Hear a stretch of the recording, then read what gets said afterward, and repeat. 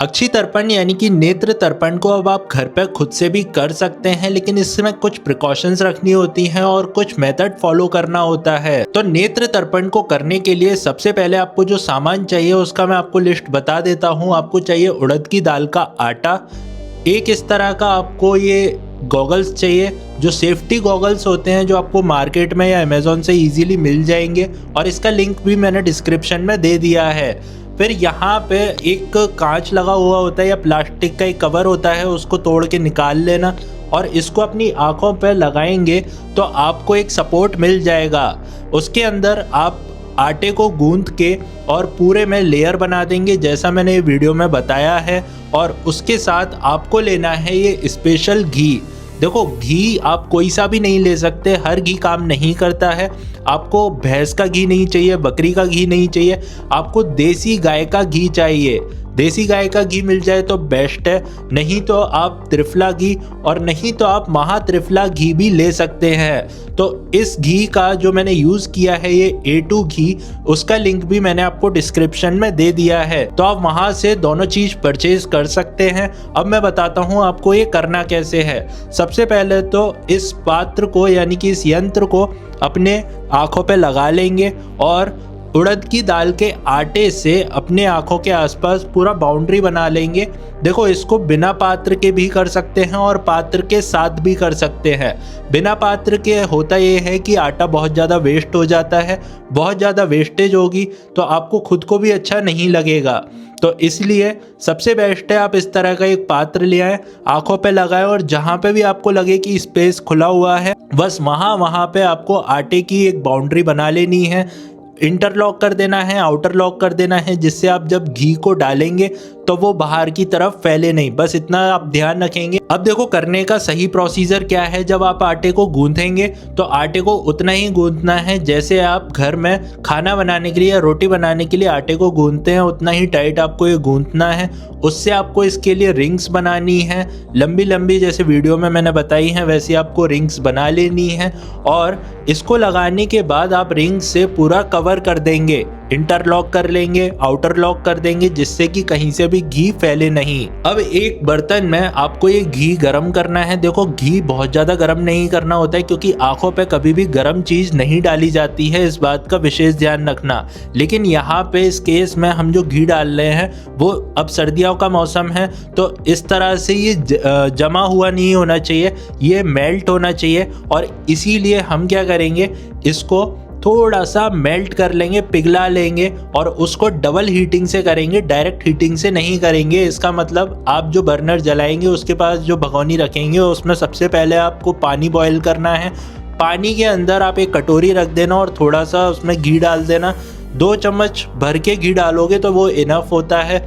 उसके बाद आप उसको हल्का सा मेल्ट होने देना और उंगली से टेम्परेचर चेक कर लेना, क्योंकि अगर गर्म घी आप अपनी आंखों पर डालेंगे तो उससे आपकी कॉर्निया डैमेज हो सकती है, रेटिना डैमेज हो सकती है। तो इस बात का विशेष ध्यान रखें। और इसीलिए ज़्यादातर लोग कहते हैं कि इसको डॉक्टर की सलाह में करें, किसी प्रैक्टिशनर की देखरेख में करें, तभी आप इसको करें। क्योंकि अगर आपको अंदाज़ा नहीं होगा कि गर्म कितना करना है और आपने आंखों में डाल लिया तो इससे फिर आपको प्रॉब्लम हो सकती है। बस इसीलिए मैं बता रहा हूँ कि इसको घी को हल्का सा मेल्ट कर लेना, ज़्यादा उसको गरम नहीं करना है। फिर एक बार जब ऐसा हो जाए तो पेशेंट की आंखों पे कॉटन की मदद से आंखों पर धीरे धीरे उसको निचोड़ना शुरू करना, आंखों में डालना शुरू करना।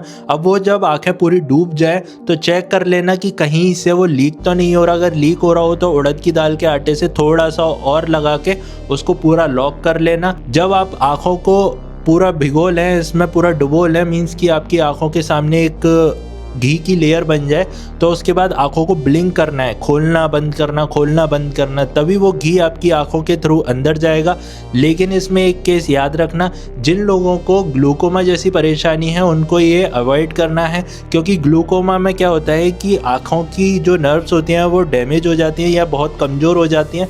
तो उस पर अगर भारी प्रेशर पड़ेगा तो भारी प्रेशर पड़ने से फिर प्रॉब्लम होगी, इस वजह से नहीं करना है। तो अगर आपको सिर्फ आंखों में भारीपन है, इचिंग है, ड्राइनेस है या आंखों पे चश्मा चढ़ा हुआ है तो आप ये चीज़ें कर सकते हैं। कैटरेक्ट के लिए होता है पुटपाक, एक प्रोसेस होती है जिसका वीडियो मैं बहुत जल्दी बना के डालने वाला हूं। तो अगर आपको जानना है पुटपाक कैसे होती है, कंप्लीट प्रोसेस क्या है, तो चैनल को सब्सक्राइब कर लेना जिससे कि वो वीडियो आप मिस नहीं करेंगे। और पुटपाक का एक बहुत ही अच्छा रिजल्ट मैं बता दूं कि उससे कैटरेक्ट जैसी परेशानियां भी दूर होती हैं। अच्छा, अब कैटरेक्ट को ठीक करने के लिए हम दूसरा इलाज भी कर सकते हैं, वो है त्रिफला आई वॉश, यानी कि त्रिफला के पानी से आपको अपनी आँखों को वॉश करना है। ये काम आप डेली कर सकते हैं, लेकिन ये जो था नेत्र तर्पण वाला वो आप 15 दिन लगातार करें, उसके बाद थोड़े दिन का ब्रेक ले लें या 1 महीने के लिए आप छोड़ दें, या फिर हफ्ते में आप एक बार भी कर सकते हैं। आपको बहुत लंबे टाइम तक रेगुलर नहीं करना है, आप इसको किसी की देखरेख में करें।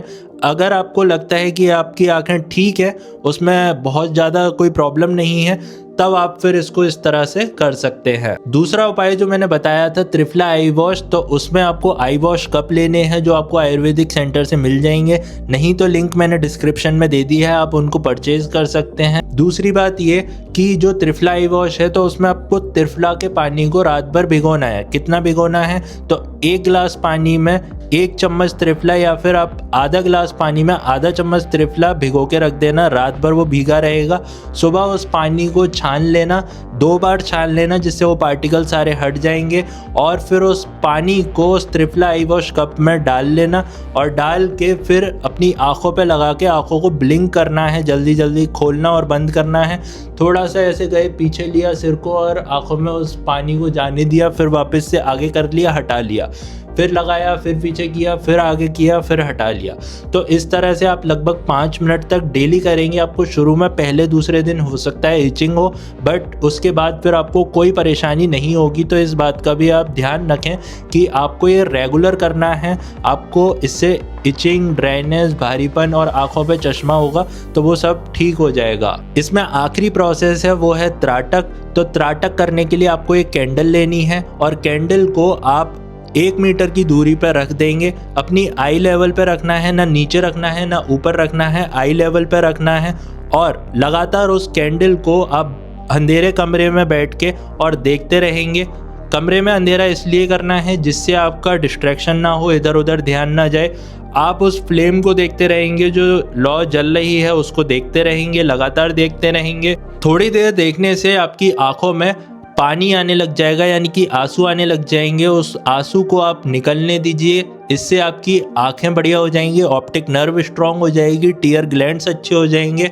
और जब आंखों में से पानी निकल रहा होगा तो उसको निकलने दें, क्योंकि आपके अंदर से निगेटिविटी भी निकल रही है, यानी कि आपका उसके बाद माइंड भी एकदम रिलैक्स हो जाएगा। तो जिन लोगों को बहुत ज़्यादा स्ट्रेस रहता है तो वो लोग भी इसको डेली कर सकते हैं। 10 मिनट तक कैंडल को देखने के बाद आप आँखें बंद कर लेते हैं, और आँखें बहुत जेंटली आराम से बंद करते हैं और आईब्रो के बीच में ध्यान लगाते हैं। ये होता है त्राटक प्रोसेस।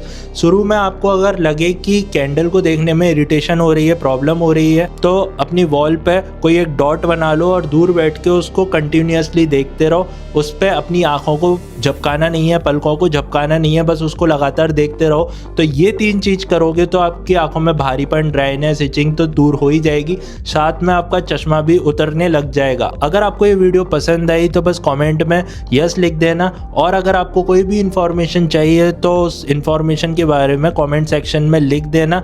और सारे लिंक्स मैंने डिस्क्रिप्शन में दे दिए हैं। जल्दी फिर मिलेंगे, तब तक के लिए सभी को नमस्कार।